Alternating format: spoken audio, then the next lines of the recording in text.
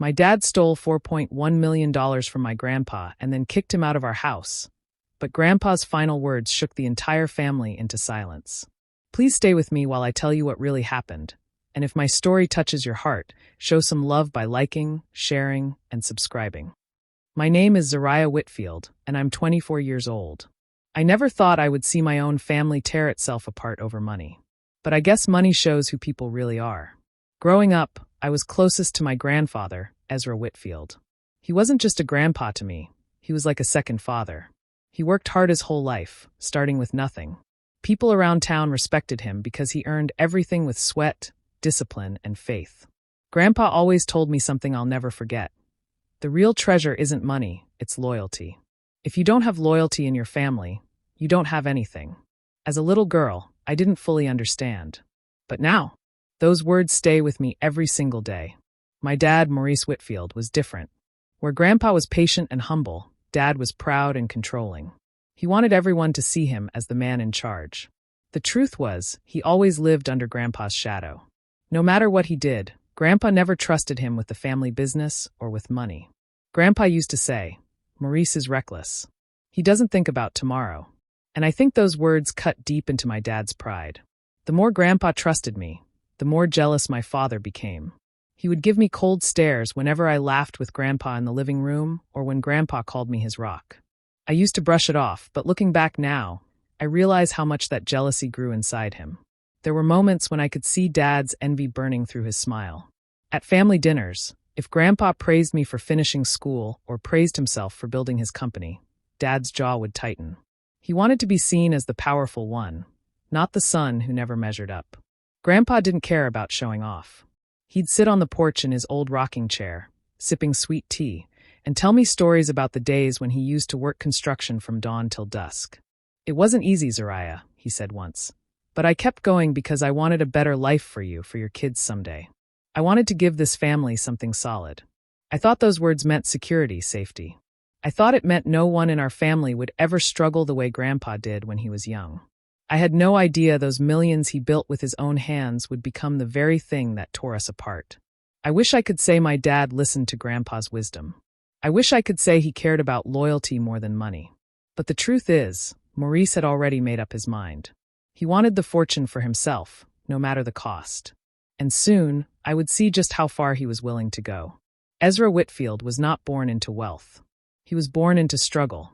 As a young man, he carried bricks, mixed cement, and worked long days under the hot sun at construction sites. His hands were rough and blistered, but he never complained. He believed that one day, if he worked hard enough, he could build a different life for his children and grandchildren. That belief pushed him forward, one painful day at a time. Over the years, Ezra saved every dollar he could. While his friends spent their paychecks at bars and parties, he invested in small things. An old truck, a few tools, then eventually contracts. That's how he started a small logistics company, transporting materials from one site to another. At first, it was just him and a borrowed trailer. But Ezra had discipline. He treated every job, no matter how small, like it was the most important in the world. Clients noticed. Slowly, his company grew. By the time he reached his later years, Ezra had built a business worth millions. He wasn't just respected in the community, he was admired. People said, "If you want to see what hard work looks like, look at Ezra Whitfield." But for Ezra, the money wasn't the victory. The real prize was knowing his grandchildren, like me, Zariah, would have a future more secure than the one he had. He often told me, "Baby girl, everything I built is for the family. Not just for today, but for tomorrow. The foundation must be strong so it can carry many generations." I believed him, and I felt proud knowing that his sacrifices weren't just about numbers in a bank account. They were about love, about legacy. But not everyone in the family saw it that way. My father, Maurice, carried a bitterness inside him that he could never hide. Grandpa often called him reckless or entitled. Those words might have been true, but they cut my father deeply. He wanted to be respected like Ezra, yet he didn't want to earn it. He wanted recognition without sacrifice, power without discipline. The more Grandpa praised me for listening, for learning, for being loyal, the more that bitterness grew inside Maurice. He would watch me and Grandpa talk on the porch for hours. I could feel his eyes on us, heavy with resentment. I didn't understand it then, but my closeness with Grandpa was feeding a jealousy that was slowly poisoning him. Maurice didn't want to just share in the legacy. He wanted to own it, control it, claim it as his proof of worth. To him, Ezra's fortune was not a gift for the family. It was a prize he deserved, a crown that should sit on his head. So while Grandpa dreamed of building a future for his grandchildren, Maurice was already scheming behind closed doors. He wasn't going to wait for inheritance. He was planning to take the fortune for himself, no matter who he had to betray to get it. It happened on a night I will never forget. I was walking past my father's office when I heard raised voices. My dad, Maurice, was shouting, and my grandpa Ezra was trying to stay calm, though his voice shook with anger. I paused at the doorway, heart pounding, and pressed my ear against the wood. "You tricked me, Maurice." Grandpa's voice cracked. "You slid papers in front of me, made me think I was signing updates to the company, but you took control of everything. For $0.1 million gone into your hands." Dad's reply was cold, almost mocking. "You should have stepped aside a long time ago, old man. I'm the one who deserves to run this family. You built it, sure, but I'll be the one to spend it." I covered my mouth, stunned. My father had stolen from his own dad. All those whispers, all the bitterness I'd seen building up inside him, it had finally erupted into betrayal. Grandpa's voice broke, filled with disbelief. "You are my son, my blood, and you'd rob me like a stranger off the street." Maurice laughed, a sound that sent chills through me. "You never thought I was good enough. Always called me reckless, entitled. Well, guess what? The money's mine now. I'm in control." I couldn't move. My body felt frozen, but my heart was racing. I wanted to run in, to scream at him, but fear kept me rooted. Then it got worse. Much worse. I heard a heavy thud, like a suitcase being thrown. When I peeked around the corner, my breath caught. My father was standing over Grandpa, who was holding onto a small duffel bag. His face looked tired, older than I'd ever seen it. "You don't belong here anymore," Maurice barked. "You're just an old man who doesn't know what he's doing. Pack your things and get out of my house." My chest tightened. My father wasn't just stealing. He was throwing his own father into the street. Grandpa's lips trembled, but he didn't fight back. He just lowered his head, picked up that worn bag, and turned toward the door. I wanted to shout, to grab onto him, to beg my dad to stop. But I couldn't move fast enough. Grandpa glanced back once, his eyes meeting mine. There was no anger in them, only sadness, and something else. A quiet strength, like he already knew this story wasn't finished. The front door opened. The cool night air rushed inside. And then Ezra Whitfield, the man who had built a fortune from nothing, the man who had given us everything, walked out of his own home carrying only a single bag. I stood there, helpless, tears streaming down my face, as my father slammed the door shut behind him. That sound, wood against wood, felt like it broke something inside me forever. After Grandpa walked out that night, the house felt colder than ever. The silence was heavy, like the walls themselves knew what had just happened. My father acted as if nothing terrible had taken place. He sat at the dining table with a drink in his hand, his chest puffed out like he had finally won something. When I finally found the courage to speak, my voice shook. "How could you do that to him? He's your father." Maurice didn't even flinch. He leaned back, sipping slowly before answering. "I did what had to be done. Your grandpa was losing his grip. Signing away millions like he was still in charge would have destroyed us. I'm protecting the family money. I'm the one making sure it stays safe." Safe? The word burned in my chest. He wasn't protecting anything, he was stealing. But his eyes were so hard, so sharp, I knew better than to push. My mom, Denise, stood nearby with her arms crossed tightly over her chest. I could see the conflict written all over her face. She wanted to speak, I could feel it, but she stayed quiet. My dad's temper was like a storm. You never knew when it would strike, only that it would. She lowered her gaze, avoiding mine, and I realized she wasn't going to defend Grandpa. That silence cut deeper than I expected. That night, while my parents slept, I couldn't shake the image of Grandpa walking out with that small duffel bag. I tossed and turned until I couldn't take it anymore. Finally, I grabbed my coat and keys and snuck out into the night. I knew where he might be. He had mentioned once about an old boarding house he stayed in years ago when money was tight. When I arrived, my heart sank. The place was run down, the paint peeling, the lights dim. It wasn't the kind of place a man like Ezra Whitfield belonged. I knocked gently, and when the door opened, there he was, my grandfather, sitting on a creaky chair, looking tired but somehow still composed. "Baby girl," he said softly, his face lighting up for a moment. I knew you'd come. I ran to him and hugged him tight, tears welling in my eyes. I'm so sorry, Grandpa. I couldn't stop him. He patted my back gently. Don't cry, Zariah. This ain't the end. Your father thinks he's won, but he's playing a short game. I still have one move left. His words puzzled me. He spoke with such calm certainty, as if he'd already written the ending of this story. I wanted to ask what he meant, but he just smiled faintly, his eyes shining with something I couldn't quite place. Hope, maybe even a little mischief. I left that night still confused, but one thing was clear. Grandpa wasn't finished yet. Whatever his last move was, it gave me just enough strength to hold on to faith that this wasn't the way our family story would end. The weeks after that night were heavy on all of us, but none more than on Grandpa. I could see the weight pressing down on him each time I visited. His back wasn't as straight as it used to be, his steps slower, his smile weaker. He tried to hide it, but stress was eating him alive. The betrayal of his own son, the fortune he worked his whole life for slipping away. It was too much for his body to carry. One morning, I found him sitting on the edge of his small bed at the boarding house, his hands trembling. I'm fine, baby girl, he insisted, but when he stood, his knees buckled. That was the moment I knew I had to step in. From then on, I became more than his granddaughter. I became his caretaker. I drove him to his doctor's appointments, sat with him through long hours in waiting rooms, and picked up his prescriptions. When his hands shook too badly to write, I filled out the paperwork for him. When he didn't have the strength to cook, I brought him groceries, soups, fresh fruit, cornbread, all the little things he loved. He would always say, "You're spoiling me, Zariah," but I could tell he needed the help. Even in his weakest moments, Grandpa never lost that calm presence. Sometimes, while I drove, he would tell me stories about the old days.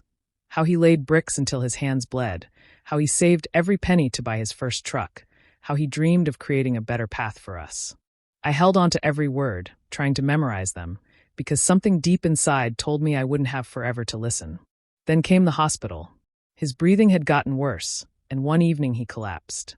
I rushed him to the emergency room, my heart racing, praying the whole way. They admitted him immediately, and for the next few days, I barely left his side. Machines beeped around him, tubes and wires tangled at his bedside, but he still looked at me with steady eyes. One night, when the nurses left the room, he reached out with a shaky hand. I took it quickly, holding on tight.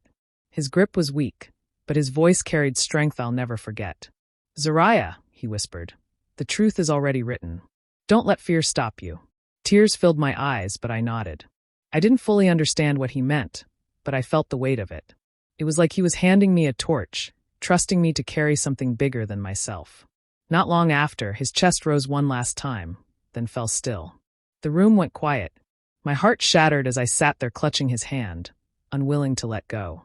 I walked out of that hospital with tears streaming down my face, but beneath the grief, a fire had been lit.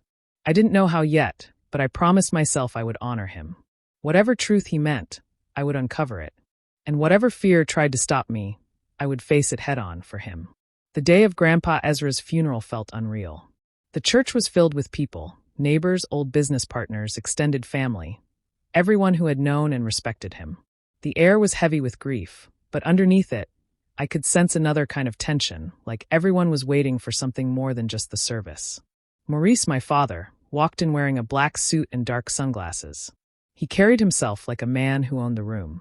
When people approached to give condolences, he sighed heavily, pressed his hand to his chest, and spoke in a voice dripping with sorrow. "It's so hard losing him," he kept saying. "He was everything to me." I sat in the front pew, my stomach twisting. I wanted to stand up and shout the truth, that the same man pretending to be a broken-hearted son was the reason Grandpa's final days were filled with pain. But I stayed quiet, watching everyone fall for his performance. The service went on, filled with hymns and memories.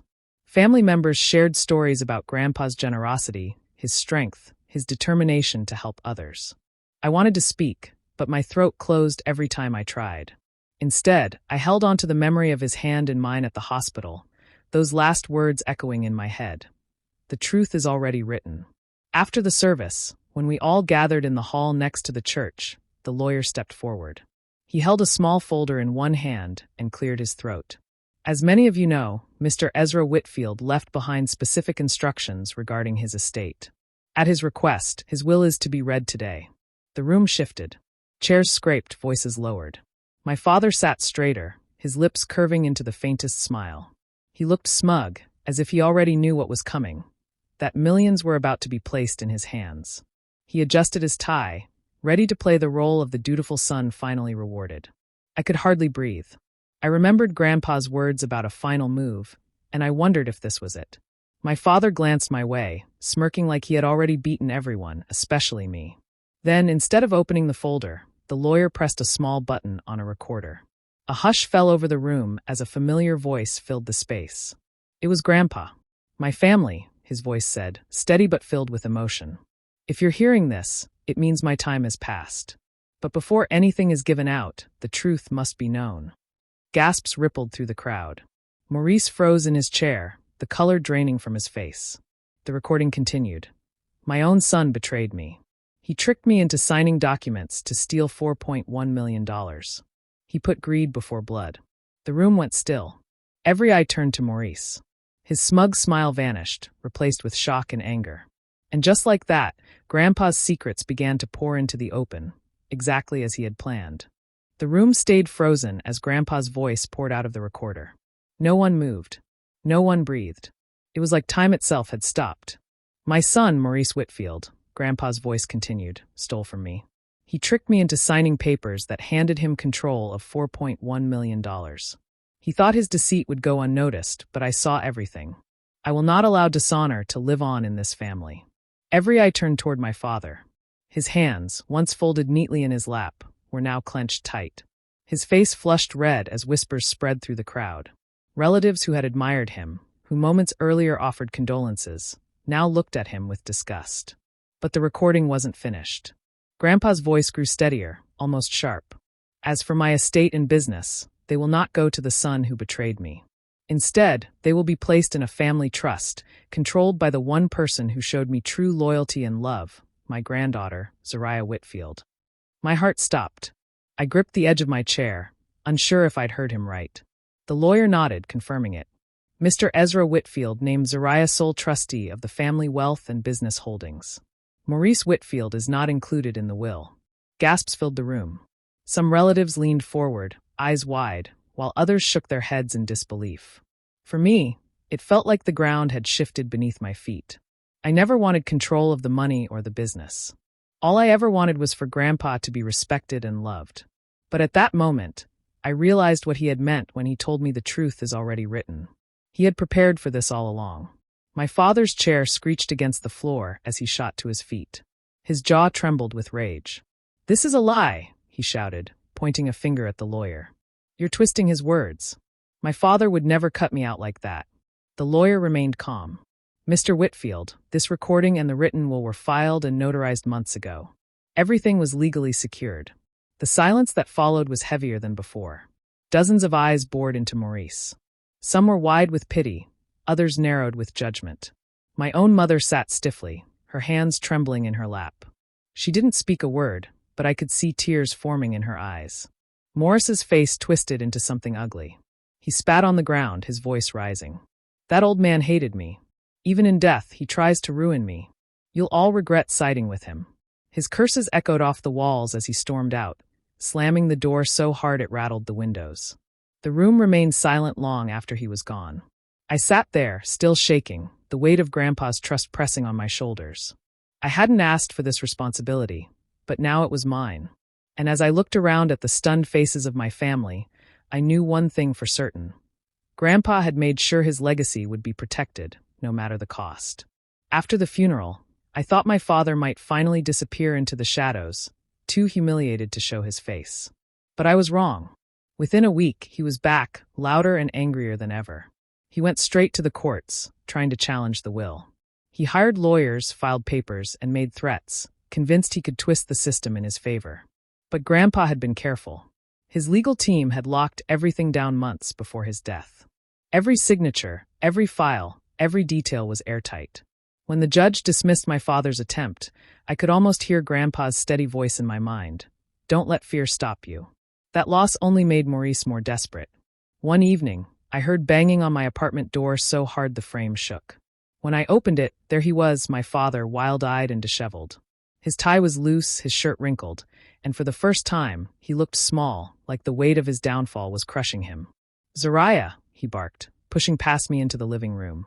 "You owe me. That money belongs to me. Hand it over." I stood frozen for a second, then gathered myself. "I don't owe you anything. Grandpa trusted me with it. For the family, not for you to waste." His face twisted with rage. "Family? I am the family. You're just a child playing with power you don't understand. Give me the money, or you'll regret it." My hands were shaking, but I remembered Grandpa's words in the hospital. The truth is already written. I straightened my shoulders. "No, Dad. I won't give you a cent." For a moment, I thought he might strike me. His hands clenched into fists, his jaw tight. But instead, he let out a roar of frustration and stormed out, slamming the door so hard the walls rattled.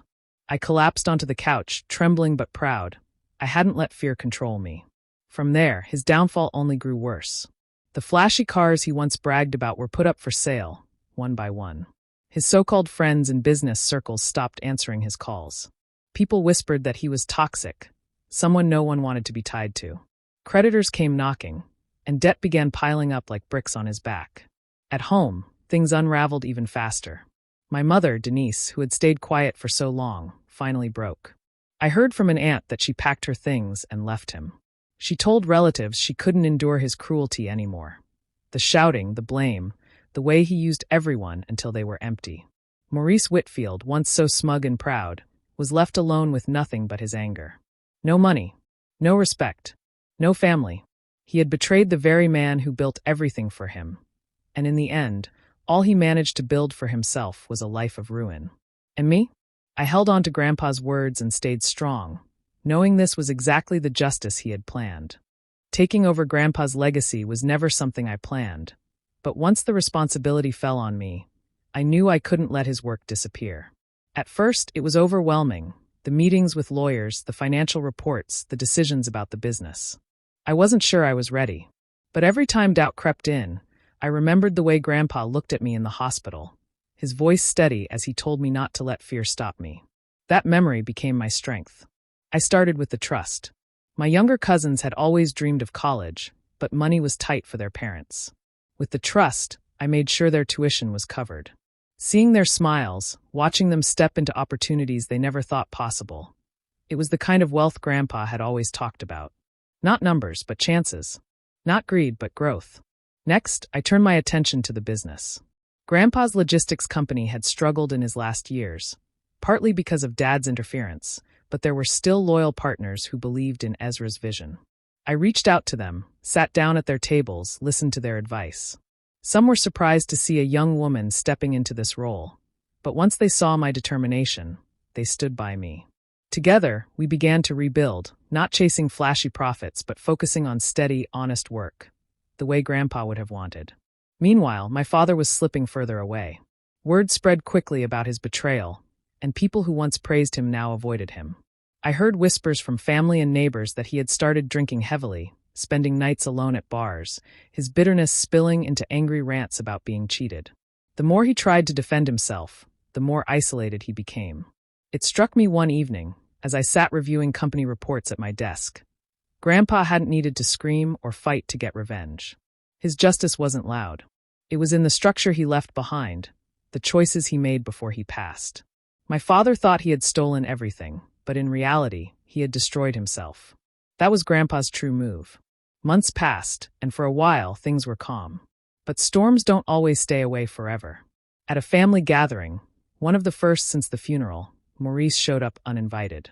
His hair was unkempt, his clothes wrinkled, and he smelled of alcohol. He stumbled into the dining room, eyes bloodshot, his voice booming. "You think you've won, Zariah?" he sneered, pointing at me across the table.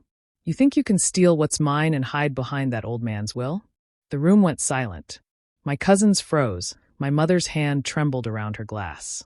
I stood slowly, meeting his eyes without flinching. In that moment, I realized just how much I had changed. I wasn't the helpless granddaughter watching her grandfather walk out the door. I was the one carrying his name, his work, his legacy. And Maurice, for all his anger, was just a broken man with nothing left but his bitterness. Dinner that evening was meant to be a celebration. The house was filled with laughter, cousins sharing stories about school, and the warm smell of food drifting from the kitchen. For the first time since Grandpa's passing, there was peace in the Whitfield family. But just as we sat down at the long dining table, the front door slammed open so hard the walls shook. Maurice stumbled in. His shirt was wrinkled, his face unshaven, and his eyes wild with rage. The room went silent as every head turned. He slammed his fist against the table, rattling the silverware. "Where is it?" he shouted. "Where is my money?" No one spoke. My younger cousins shrank back in their seats. My mother's hands shook as she clutched her napkin. His voice was raw, desperate, like a man drowning and clawing at anything to keep afloat. He glared at me across the table. "You think you can steal what's mine? You think you can sit there and play queen with what your grandpa built for me?" For a moment, I felt the old fear creep in. The same fear I'd felt when he kicked Grandpa out, when I was too scared to fight back. But then I remembered Ezra's steady voice in the hospital. The truth is already written. Don't let fear stop you. Slowly, I rose from my chair. I didn't raise my voice. I didn't match his anger. Instead, I reached into my bag and pulled out the letter Grandpa had left me. The final one, the one I hadn't yet shared with the family. My hands didn't shake as I unfolded it. "You want your answer, Dad?"